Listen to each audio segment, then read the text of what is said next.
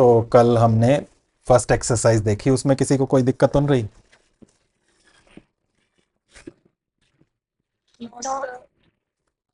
काम करते रहना डेली, थोड़ा थोड़ा करते रहोगे तो ज़्यादा नहीं पड़ेगा बर्डन।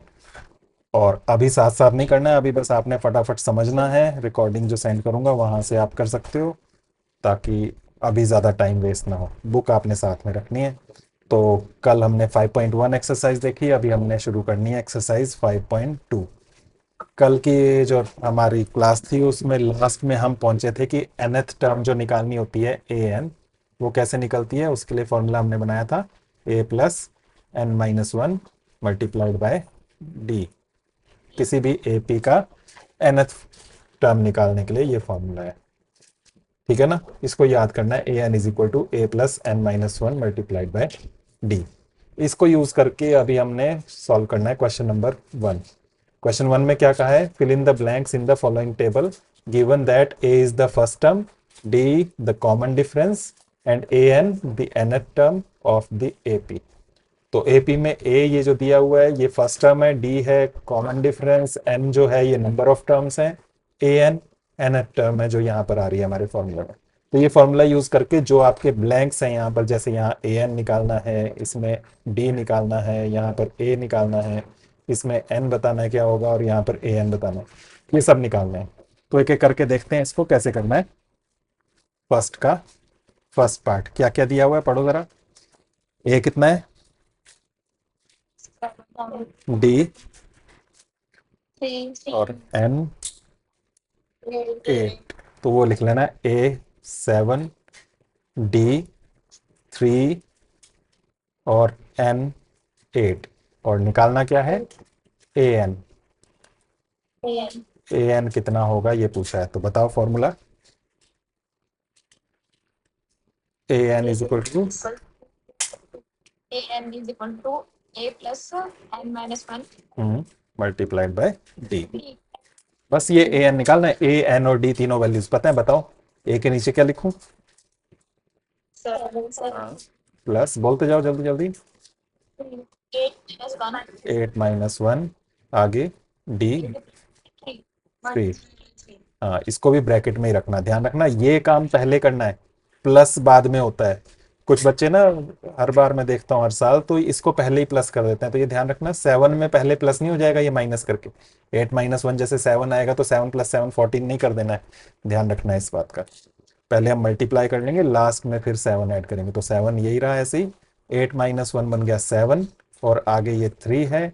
अब 7 मल्टीप्लाइड बाय 3 पहले होगा, तो 7 मल्टीप्लाइड बाय 3 बना 21, और 21 में 7 ऐड किया 28। बस ये आंसर हो गया फर्स्ट पार्ट का। ओके, इसी तरह से सभी पार्ट्स होने हैं, इसमें से एक और कर लेते हैं अभी, बाकी तुम लोग खुद कर लेना। बताओ कौन सा करें? फोर्थ पार्ट कर देते हैं, चलो। फोर्थ पार्ट में ए डी और ए एन दिया हुआ है, एन की वैल्यू निकालनी है। बुक है ना तुम्हारे पास? तुम बताना वैल्यूज क्या क्या लिखी हैं, वो मैं यहाँ लिख देता हूँ। फोर्थ पार्ट बोलो क्या दिया था? ए, हाँ, और डी, एन निकालना है। ए एन दिया हुआ है कितना? 1.6, 3.6, 3.6, ये सारी वैल्यूज हैं। तो लिखते हैं A N is equal to A plus N minus one multiplied by D. बताओ ए एन के नीचे क्या लिखूं? हाँ, 3.6 इज इक्वल टू ए के नीचे minus 18.9 plus N minus one. N minus one ऐसे ही रहेगा क्योंकि एन हमें पता नहीं है। आगे डी 2.5। तो ये पूरा एक साथ ही रहने देना है, इसको पहले उधर ले जाओ क्योंकि हमें एन की वैल्यू फाइंड करनी है, तो एन को अकेला यहाँ छोड़ना है। तो बारी बारी से सब इसके साथ जो है उनको दूसरी साइड लेकर जाना है। तो बताओ 3.6 के साथ इक्वेशन ही सॉल्व कर रहे हैं हम, जैसे थर्ड चैप्टर में किया। बताओ 3.6 प्लस 18.9 इज इक्वल टू क्या रहा, n minus one. n minus 1. तो ऐड करो इनको, बताओ कितना बनेगा।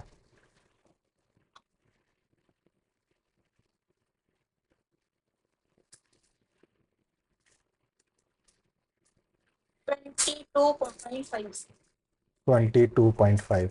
देख लो कैसे करते हैं, 3.6 पॉइंट के नीचे पॉइंट ऐड लगाते हैं, ऐड और सब्ट्रैक्ट करने के लिए।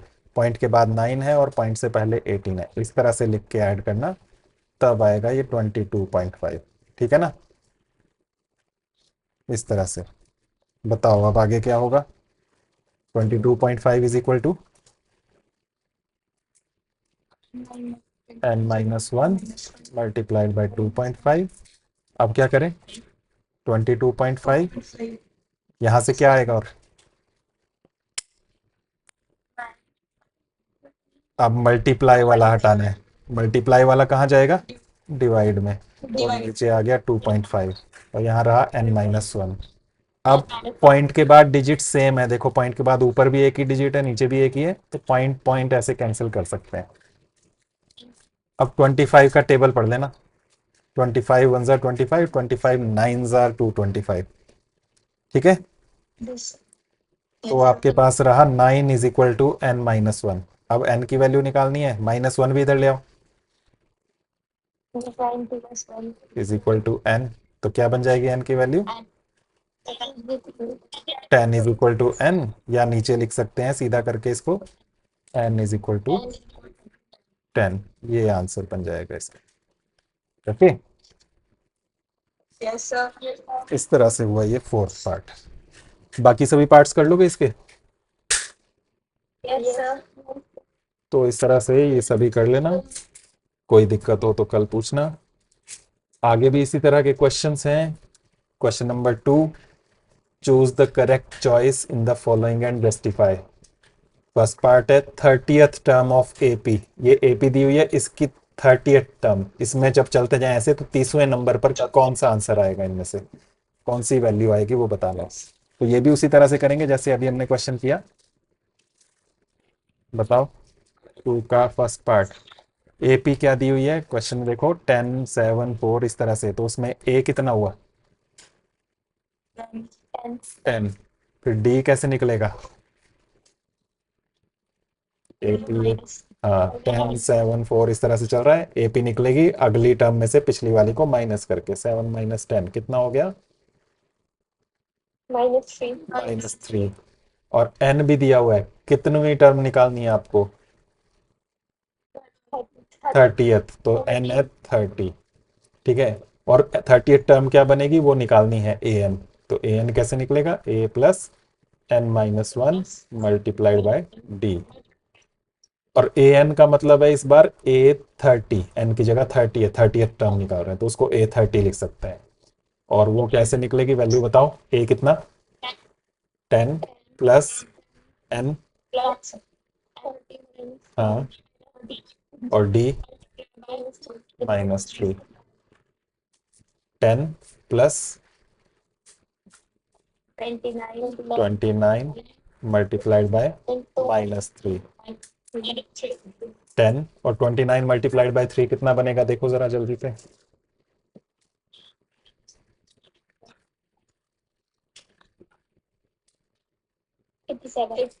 87, प्लस का 87 या माइनस का, माइनस आएगा क्योंकि माइनस भी है। अब 10 माइनस 87 कितना हो गया, ये प्लस का 10 है, माइनस का 87 है, 77, और बड़े का साइन भी लगाना है, -77, ये आंसर हो गया। तो 30th टर्म बनी -77। ठीक है, तो कौन सा ऑप्शन सही है, सी। तो ये 2 नंबर का क्वेश्चन आएगा अगर, तो उसमें आपको ऑप्शन नहीं होंगे, आपको सॉल्व करके डायरेक्ट जैसे भी निकाला वैसे निकालना है। सेकंड पार्ट, सेकंड पार्ट में 11th टर्म निकालनी है। ये ए पी दी हुई है आपके पास, -3 -1/2 फिर 2 इस तरह से ये चल रही है। इसमें क्या करोगे, बताओ, सेकंड पार्ट। क्या दिया है? -3 माइनस -1 वन अपॉन 2 फिर 2, और इस तरह से चल रहा है। तो इसमें a कितना है? -3। d कितना है? या तो इसमें से इसको घटाओ या इसमें से इसको घटाओ, जो भी आपको अच्छा लगे। कौन सा अच्छा लग रहा है? One upon two. थर्ड में से सेकंड माइनस कर लें? ये थोड़ा सा देखने में इजी लग रहा है। 2 में से -1/2 को माइनस करना है, तो एक माइनस और आएगा, तो ये बन गया 2 + 1/2। ठीक है ना? और इसके नीचे 1, ये नीचे आ गया 1 2 ज़ार 2, ऊपर 2 2 ज़ार 4 प्लस 1 1 ज़ार 1, कितना हो गया? 5/2। और n कितना दिया है? 11। 11th टर्म निकालना। ठीक है, 11th टर्म निकालनी है, इसलिए n हो गया 11। अब फॉर्मूला लगाओ, A N is equal to a plus n-1 multiplied by d। a11 निकालना है यहाँ से, बोलो a कितना? Mathematics -3 plus n-1 multiplied by d 5/2। -3 plus कितना हो गया ये? 10 और आगे 5/2। 2 से 10 कैंसिल हो जाएगा, मल्टीप्लाई कर रहे हैं, कितना रहेगा? 2 5 ज़ार 10, तो बना -3 प्लस 5 5 ज़ार 25, कितना हो गया ये? 22 प्लस का, है ना, प्लस बड़ा है, तो ये आंसर बना यहाँ पर। 11 टर्म जो होगी इस एपी की वो +22 होगी। क्लियर? तो इस तरह से आपने फेयर में कर लेना है। कहाँ पर है? ऑप्शन बी है इसका सही। ओके,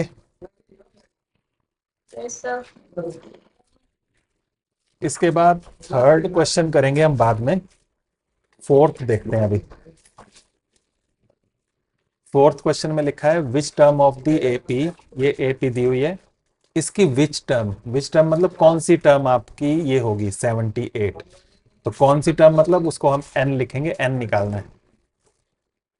बताओ कैसे करोगे? क्या थी एपी बताओ?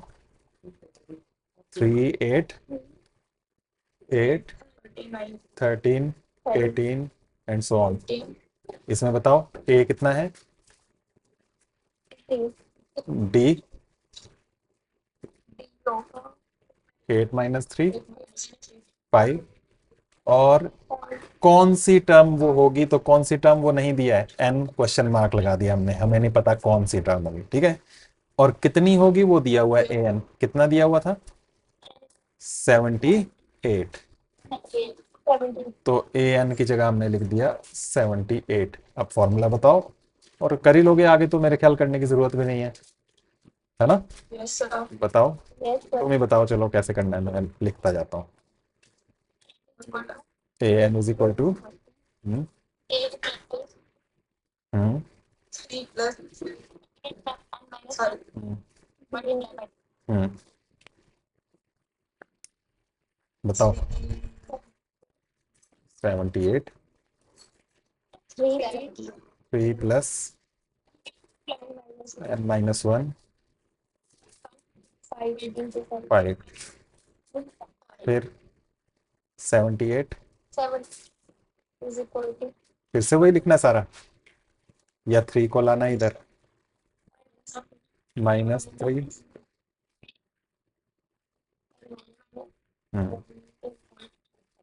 बताओ।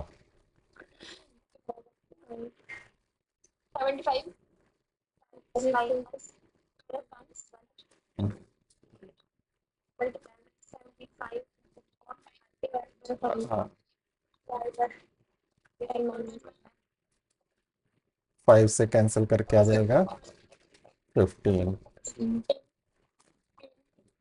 फिर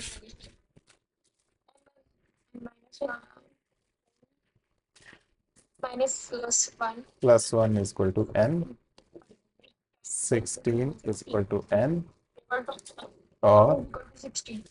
यहाँ से हो गया n इज इक्वल टू 16। ये आंसर होगा। कौन सी टर्म 78 होगी? तो 16th टर्म 78 होगी। ठीक है, तो हमने a लिखा, d लिखा, n हमें पता नहीं था कितना है, an लिखा, फॉर्मूला लिया और उसमें वैल्यू पुट की और सॉल्व करके आ गया। बस इक्वेशन सॉल्व करनी है, ज्यादा कुछ नहीं है ना। Okay, Yes, sir.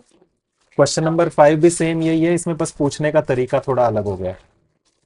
5th question में ऊपर हमारे पास जो था, इसमें पूछा था विच टर्म, तो कौन सी टर्म ये वाली होगी, उसको हमने n लिखा है। यहाँ पर क्या बोला है? Find the number of terms. Number of terms पूछा है आपको, 7 से शुरू होकर 205 तक जा रहा है, कितनी टर्म्स है? तो ये an है, लास्ट टर्म जो है an है।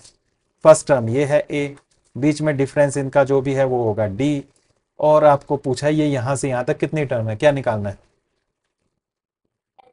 n निकालना है। यहाँ भी कर लोगे? Yes, sir. तो इसको खुद कर लेना। सेकंड करवा दूं? तुम फ्रैक्शन से क्यों डरते हैं इतना? फ्रैक्शन भी वैसे ही होते हैं। Sir, चलो कर लेते हैं अभी। जैसे फोर्थ किया वैसे ही फिफ्थ करना है। बोलो जरा एपी क्या थी? 18. बोलते जाओ। 1 upon 1. 13. 13 और लास्ट में -47।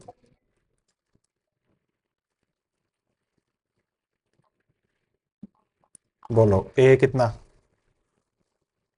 18. 18। डी कितना?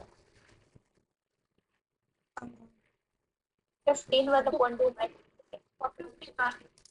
15.5 -18, 18 में से 15.5 घटाएं तो कितना बचता है?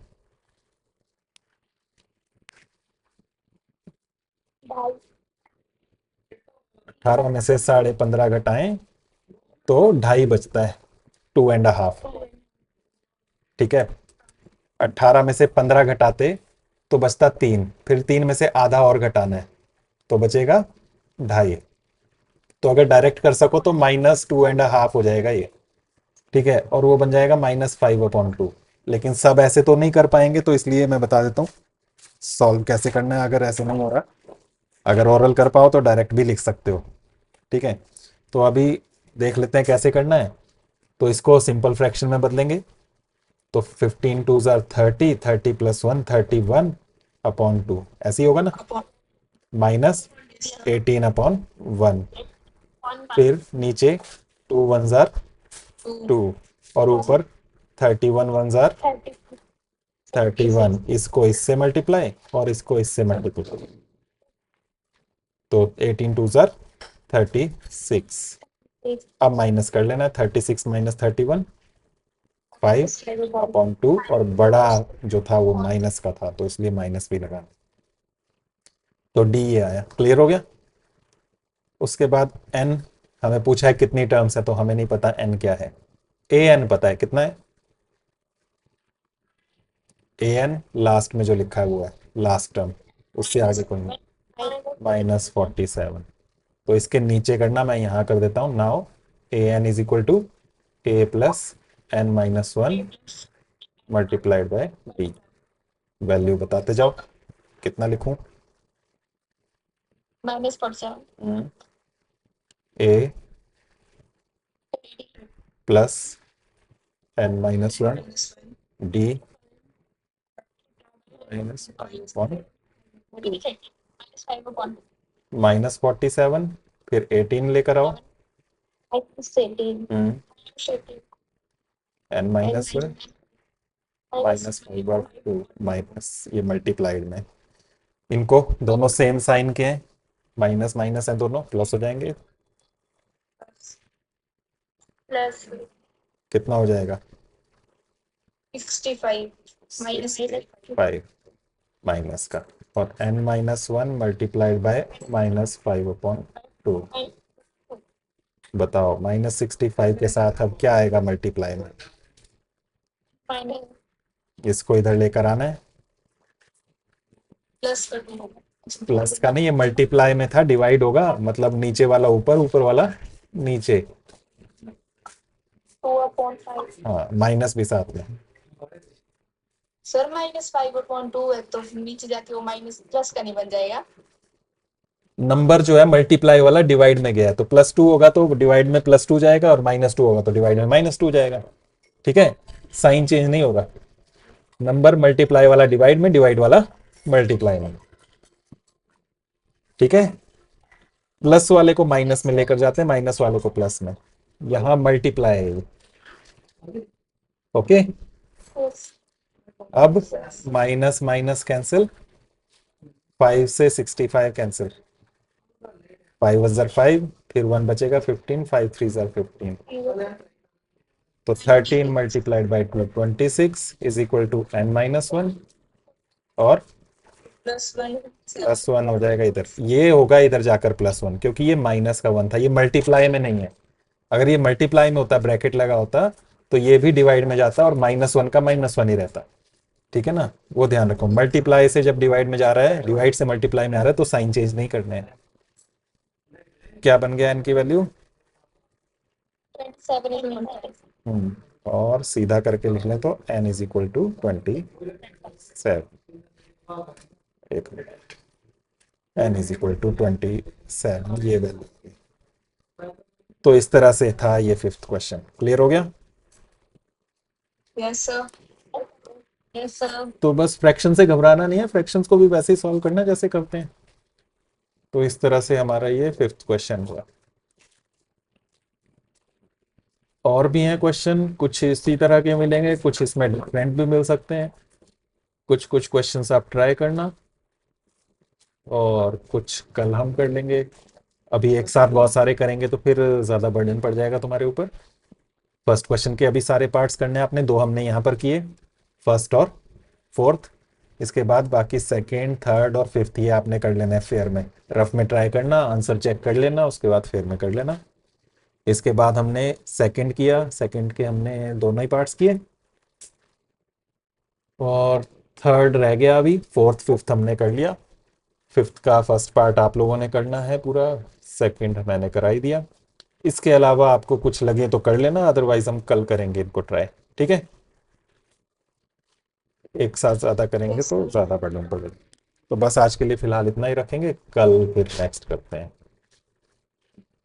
ओके।